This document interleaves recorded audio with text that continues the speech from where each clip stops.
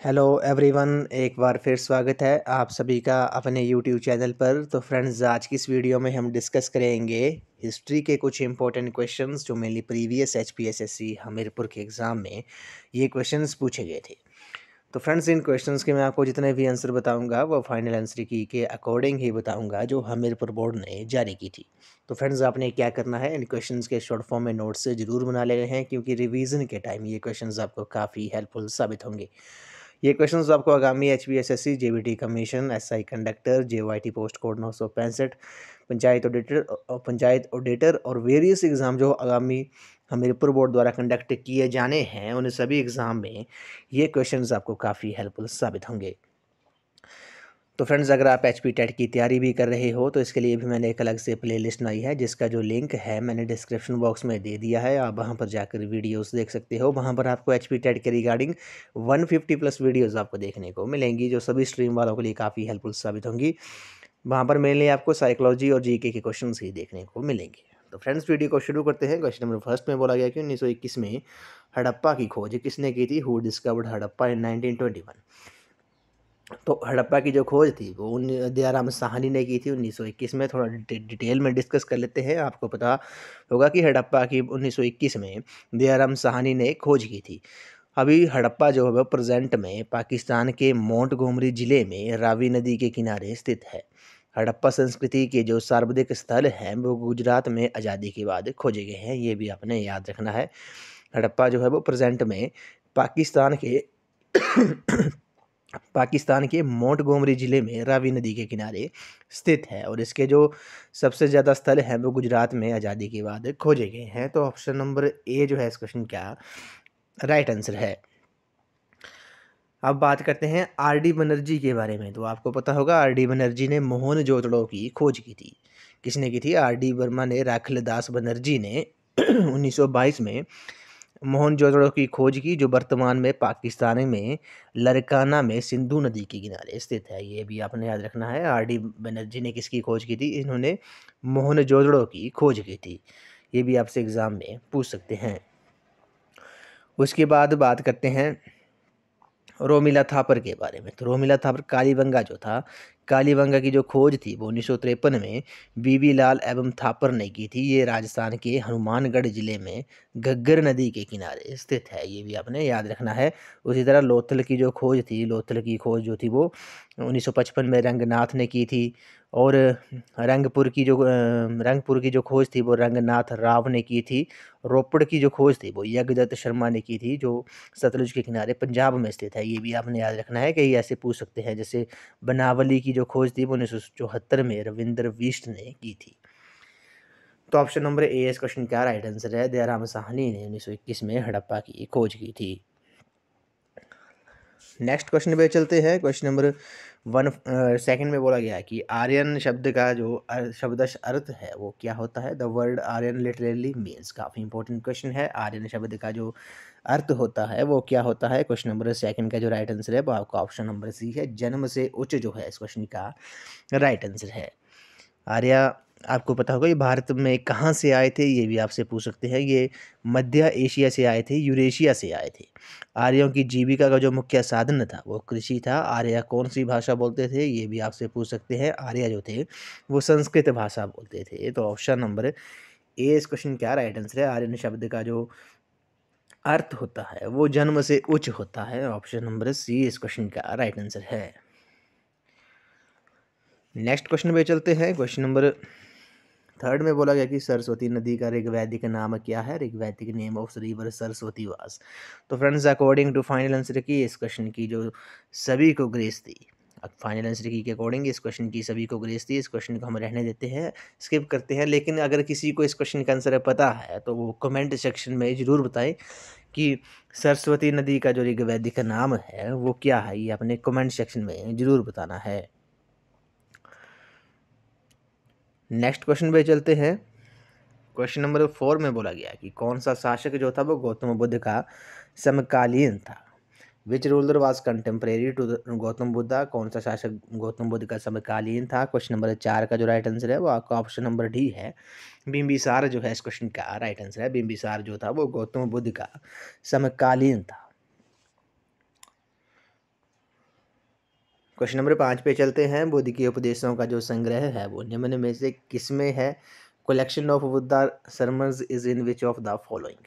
तो बुद्ध के उपदेशों का जो संग्रह है वो किसमें है? काफ़ी इंपॉर्टेंट क्वेश्चन है। क्वेश्चन नंबर 5 का जो राइट आंसर होगा वो आपका ऑप्शन नंबर बी है।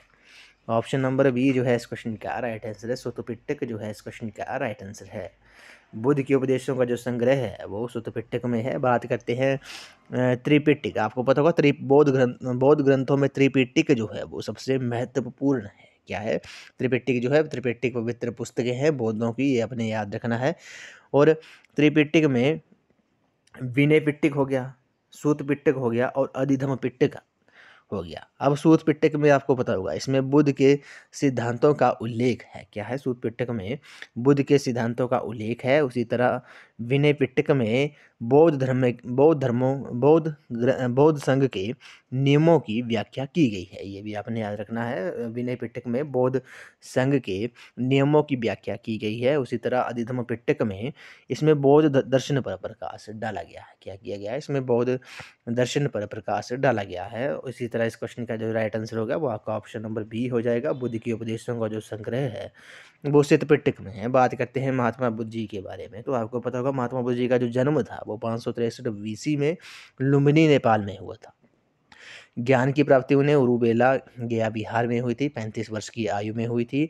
और उन्होंने अपना प्रथम उपदेश जो था वो यूपी में दिया था, सारनाथ में दिया था। और मृत्यु उनकी 483 BC कुशीनगर उत्तर प्रदेश में हुई। पत्नी का नाम यशोधरा था, पुत्र का नाम राहुल था, पिता का नाम सुशोधन था। ये भी आपने याद रखना है। उसी तरह क्वेश्चन बौद्ध संगतियों से तो क्वेश्चन पूछ ही लेते हैं। आपको पता होगा प्रथम जो बौद्ध संगति थी वो कब हुई थी? प्रथम बौद्ध संगति जो थी वो 483 ईस्वी पूर्व हुई थी। सप्तऋषि गुफा राजगृह बिहार में हुई थी। किसके शासक कौन था? अजात शत्रु जो था हर्यक वंश का वो शासक था। और कश्यप जो था वो संगति के अध्यक्ष थे। उसी तरह द्वितीय बौद्ध संगति जो थी वो 383 BC ईस्वी पूर्व में हुई थी। चुलबग में हुई थी, वैशाली बिहार में। कालाशोक शासक था। और साबकमीर जो था वो संगति के अध्यक्ष थे। तृतीय बौद्ध संगति 251 ईस्वी पूर्व हुई थी, पाटलिपुत्र में, जो मगध की राजधानी थी। अशोक शासक था मौर्य वंश का। और मोगली पुत्र तिस जो था वो संगति के अध्यक्ष थे। उसी तरह चौथी बौद्ध संगति 72 ईस्वी में हुई थी, कुंडलवन कश्मीर में हुई थी। कनिष्क शासक था कुषाण वंश का। और वसुमित्र जो थे वो संगति के अध्यक्ष थे। चौथी बौद्ध संगति में बौद्ध धर्म जो था वो हीनयान और महायान धर्मों में विभक्त हो गया था, अलग हो गया था। हीनयान का मतलब होता है पुराना और महायान का मतलब होता है नया धर्मों में विभक्त हो गया था चौथी बौद्ध संगति के बाद। ये आपने याद रखना है।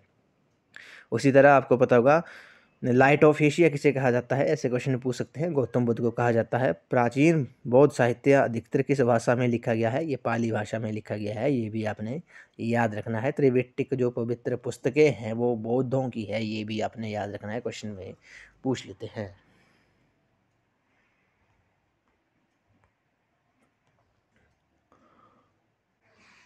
नेक्स्ट क्वेश्चन में चलते हैं। क्वेश्चन नंबर 6 में बोला गया है कि अशोक का शासन का सिद्धांत तथा धम्म की नीति किस लेख में अंकित है? अशोक का principle of government and policy of Dhamma is mentioned in which addicts. काफ़ी इंपॉर्टेंट क्वेश्चन है। अशोक का जो शासन का जो सिद्धांत है और धम्म की नीति है वो किस लेख में अंकित है? क्वेश्चन नंबर 6 का जो राइट आंसर होगा वो आपका ऑप्शन नंबर ए है।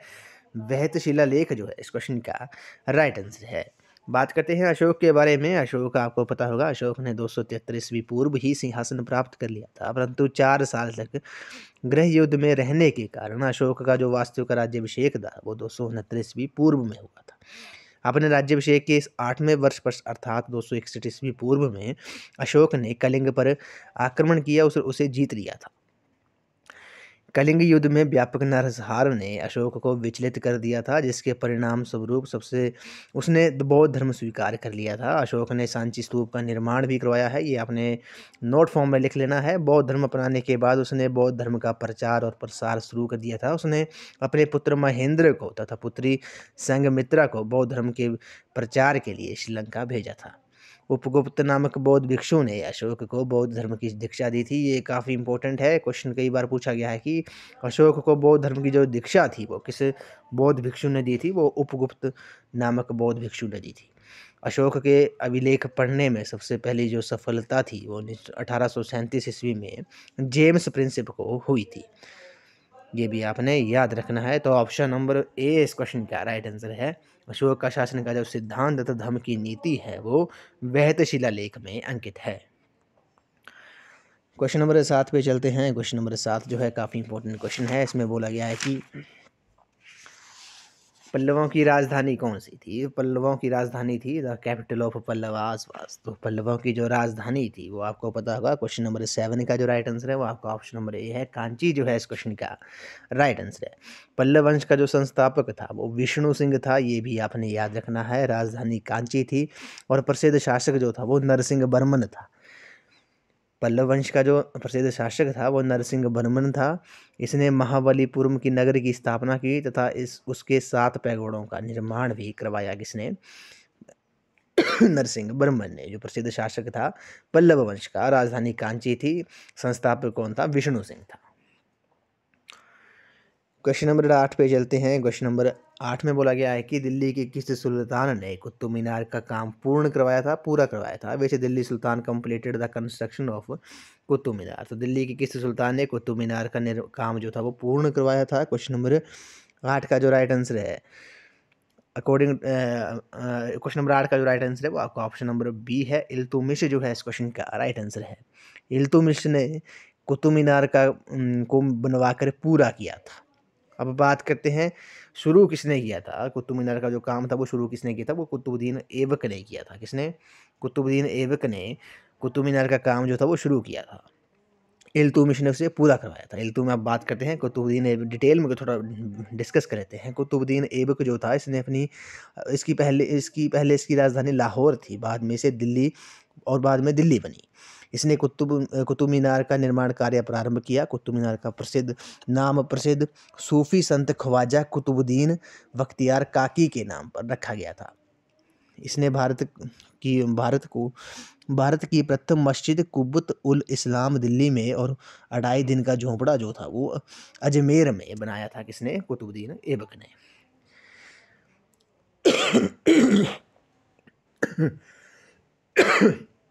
उसी तरह कुतुबुद्दीन ऐबक को लाख बख्श यानी कि लाखों का दान देने वाला भी कहा जाता था। लाख बख्श जो था वो कुतुबुद्दीन ऐबक को कहा जाता था। अब बात करते हैं इल्तुतमिश के बारे में। इल्तुतमिश जो था इसने कुतुब मीनार को बनवाकर पूरा किया था। इल्तुतमिश ने इकता व्यवस्था शुरू की थी। इल्तुतमिश ने चांदी में टंका तथा तांबे के जित्ल को प्रचलित किया। उसने बगदाद के खलीफा से मान्यता प्राप्त की। ऐसा करने वाला वे प्रथम मुस्लिम शासक बना था। ये भी आपने याद रखना है। अब बात करते हैं रजिया सुल्तान के बारे में। तो रजिया दिल्ली की प्रथम व अंतिम मुस्लिम महिला शासक थी। क्या थी? रजिया दिल्ली की प्रथम और अंतिम मुस्लिम महिला शासक थी। रजिया ने अबिसिनिया निवासी एक गुलाम मलिक जलालुद्दीन याकूत को अमीर ए आखुर अर्थात अश्वशाला प्रधान के पद पर नियुक्त किया था। ये आपने याद रखना है। बलबन के बारे में बात करते हैं। बलबन ने अपने विरोधियों की समाप्ति के लिए लौ एवं रक्त किए थे, यानी कि खून का बदला खून का अनुपालन किया था। बलबन ने गद्दी पर बैठते ही चालीसा को नष्ट कर दिया था। अब इम्पोर्टेंट क्वेश्चन यहाँ से एक डिराइव और होता है कि बलबन किसने पारसी नववर्ष की शुरुआत पर मनाया जाने वाला जो उत्सव है नवरोज की भारत में शुरुआत की थी? तो ये बलबन ने की थी। बलबन जो था उसने पारसी नववर्ष की शुरुआत पर मनाए जाने वाले उत्सव नवरोज की भारत में शुरुआत की थी। बलबन के दरबार में फारसी के प्रसिद्ध कवि अमीर खुसरो एवं अमीर हसन रहते थे। तो ऑप्शन नंबर बी इस क्वेश्चन का राइट आंसर हो जाएगा। दिल्ली के इल्तुतमिश सुल्तान ने कुतुब मीनार का काम जो था वो पूर्ण करवाया था। कुतुबुद्दीन ऐबक ने कुतुब मीनार का काम जो था वो शुरू करवाया था। क्वेश्चन नंबर 9 पे चलते हैं। निकोलो कोंटी एक प्रवासी था। किस देश का था? Niccolo Conti travel belong to which country? तो निकोलो कोंटी आपको पता होगा, ये क्वेश्चन हमने कई बार डिस्कस किया है। ये एक प्रवासी था, इटली देश का था। ऑप्शन नंबर ए इस क्वेश्चन का राइट आंसर है। क्वेश्चन नंबर 10 पे चलते हैं। क्वेश्चन नंबर 10 जो है काफ़ी इंपॉर्टेंट क्वेश्चन है। इसमें बोला गया है कि तुजुक ए बाबरी किसने लिखी थी? हु रोट तुजुक ए बाबरी? तो तुजुक ए बाबरी जो थी वो किसने लिखी थी? क्वेश्चन नंबर 10 का जो राइट आंसर है वो आपका ऑप्शन नंबर सी है, बाबर जो है इस क्वेश्चन का राइट आंसर है। तुजुक ए बाबरी जो थी वो बाबर ने लिखी थी। अब बात करते हैं बाबर के बारे में। तो 1526 ईस्वी की पानीपत की प्रथम लड़ाई में बाबर ने इब्राहिम इब्राहिम लोदी को हराकर भारत में मुगल वंश की स्थापना की थी। बाबर ने तुर्की भाषा में अपनी आत्मकथा तुजुक-ए बाबरी, जिसे बाबरनामा भी कहते हैं, वो लिखी थी। बाबर बाबर ने खानवा के युद्ध में 1527 में राणा सांगा, घाघरा के युद्ध 1529 में महमूद लोदी और चंदेरी के युद्ध में मेदिनी राय को पराजित किया था। बाबर को अपनी उदारता के लिए कुलंदर की उपाधि दी गई थी। बाबर की मृत्यु 1530 ईस्वी में आगरा में हुई थी। अकबर ने बाबर का मकबरा आगरा से काबुल स्थानांतरित करवाया था। किसने करवाया था ये भी आपको पता होना चाहिए। अकबर ने बाबर का जो मकबरा था वो आगरा से काबुल स्थानांतरित करवाया था। बाबर के अलावा जहांगीर तथा बहादुर शाह जफर ऐसे मुगल शासक हैं जिनके मकबरे जो हैं वो भारत से बाहर बने हुए हैं। क्वेश्चन नंबर 11 पे चलते हैं। सेरिंगापट्टनम में आज़ादी का वृक्ष ट्री ऑफ लिबर्टी किसने लगाया था? Who planted tree of liberty at Seringapatam? तो काफ़ी इंपॉर्टेंट क्वेश्चन है। क्वेश्चन नंबर 11 का जो राइट आंसर है वो आपका ऑप्शन नंबर सी है, टीपू सुल्तान जो है इस क्वेश्चन का राइट आंसर है। टीपू सुल्तान ने सेरिंगापट्टनम में आज़ादी का वृक्ष ट्री ऑफ लिबर्टी लगाया था। क्वेश्चन नंबर 12 पे चलते हैं। क्वेश्चन नंबर 12 में बोला गया कि भारत के प्रथम गवर्नर जनरल कौन थे? The first governor general of India was. तो भारत के प्रथम गवर्नर जनरल जो थे वो कौन थे? क्वेश्चन नंबर 12 का जो राइट आंसर होगा वो आपका ऑप्शन नंबर डी है, लॉर्ड विलियम बेंटिक जो है इस क्वेश्चन का राइट आंसर है। Lord William Bentinck first governor general of India ये थे, ये आपने याद रखना है। क्वेश्चन नंबर 13 पे चलते हैं। क्वेश्चन नंबर 13 जो है काफ़ी इंपॉर्टेंट क्वेश्चन है। इसमें बोला गया है कि विवेकानंद का मूल नाम क्या था? The original name of Vivekananda was. तो स्वामी विवेकानंद जी का बचपन का नाम क्या था? काफ़ी इंपॉर्टेंट क्वेश्चन है। क्वेश्चन नंबर 13 का जो राइट आंसर होगा वो आपका ऑप्शन नंबर सी है, नरेंद्र नाथ दत्त जो है इस क्वेश्चन का राइट आंसर है। आपको पता होगा स्वामी विवेकानंद जी ने रामकृष्ण मिशन की स्थापना भी की थी 1897 में कलकत्ता में की थी। रामकृष्ण आंदोलन के मुख्य प्रेरक रामकृष्ण परमहंस थे, ये भी आपने याद रखना है। 1893 में 1893 में आपको पता होगा 1893 में स्वामी विवेकानंद ने शिकागो में हुई धर्म संसद में भाग लेकर पाश्चात्य जगत को भारतीय संस्कृति व दर्शन से अवगत कराया था, ये आपने याद रखना है। तो स्वामी विवेकानंद जी का जो मूल नाम था वो नरेंद्र नाथ दत्त था। तो ऑप्शन नंबर सी इस क्वेश्चन का राइट आंसर है। क्वेश्चन नंबर 14 पे चलते हैं। क्वेश्चन नंबर 14 में बोला गया है कि भारतीय राष्ट्रीय कांग्रेस के प्रथम मुस्लिम अध्यक्ष कौन थे? Who was the first Muslim president of Indian national Congress? तो भारतीय राष्ट्रीय के कांग्रेस के प्रथम मुस्लिम अध्यक्ष जो थे वो बदरुद्दीन तेवजी थे। हमने एक दो दिन पहले भी इस क्वेश्चन को डिस्कस किया था। तो ऑप्शन नंबर डी इस क्वेश्चन का राइट आंसर है। इस वीडियो का ये लास्ट क्वेश्चन है। इसमें बोला गया है कि गांधी इरविन समझौता जो था वो कब हुआ था? गांधी इरविन समझौता, Gandhi Irwin pact took place in which year? तो गांधी इरविन समझौता जो था वो कब हुआ था? क्वेश्चन नंबर 15 का जो राइट आंसर है वो आपका ऑप्शन नंबर बी है, 1931 में हुआ था। बात करते हैं गांधी इरविन समझौते के बारे में, गांधी इरविन पैक्ट के बारे में। महात्मा गांधी और वायसराय इरविन के मध्य 5 मार्च 1931 को एक समझौता हुआ जिसे गांधी इरविन समझौते के नाम से जाना जाता है। इस समझौते के फलस्वरूप कांग्रेस ने अपनी तरफ से सविनय अवज्ञा आंदोलन समाप्त करने की घोषणा की तथा गांधी जी द्वितीय गोलमेज सम्मेलन में भाग लेने को तैयार हुए। तो ऑप्शन नंबर बी इस क्वेश्चन का राइट आंसर है। गांधी इरविन समझौता जो था वो 1931 में हुआ था। ऑप्शन नंबर बी इस क्वेश्चन का राइट आंसर है।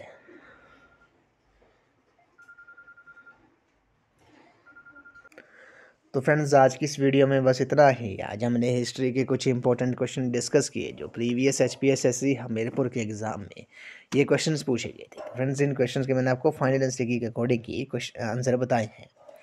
ये क्वेश्चंस आपको आगामी HPSSC, JBT commission, SI conductor, JOIT post को 965 और वेरियस एग्जाम जो हमीरपुर बोर्ड द्वारा कंडक्ट किए जाने हैं उन सभी एग्जाम में ये क्वेश्चंस आपको काफ़ी हेल्पफुल साबित होंगे। तो फ्रेंड्स आज की इस वीडियो में बस इतना ही। अगर आपको वीडियो अच्छी लगी है तो वीडियो को लाइक, शेयर एंड कमेंट भी जरूर कर दें। तो थैंक यू फ्रेंड्स।